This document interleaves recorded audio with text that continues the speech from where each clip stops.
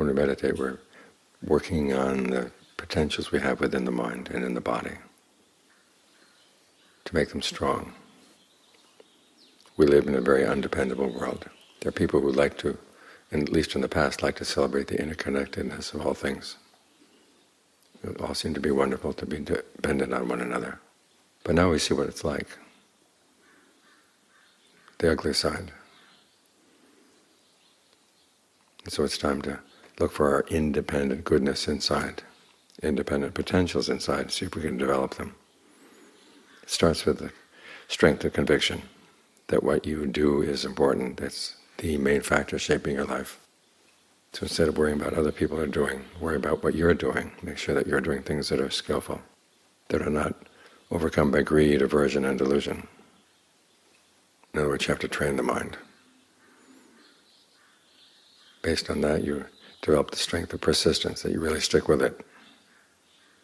Anything that's unskillful in the mind, whether you're sitting here meditating or not meditating, as soon as you detect it, you let it go.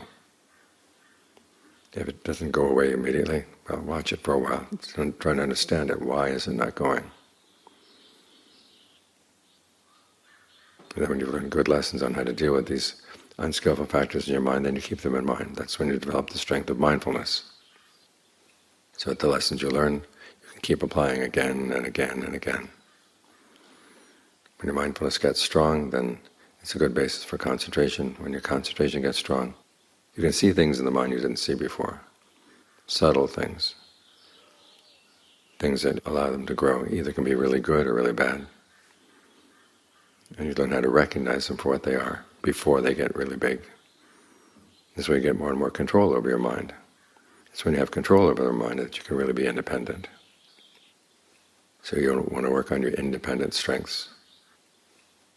Because what else do you have to depend on? As the Buddha said, the self is its own mainstay. Who else can be your mainstay?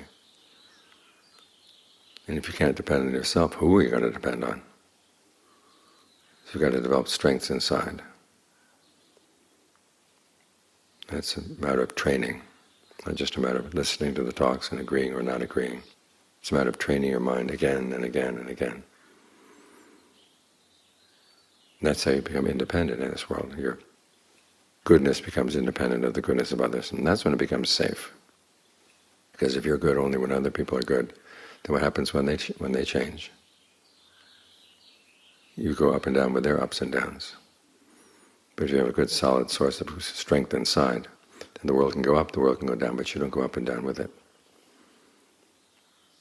That's when you can begin to rely on yourself.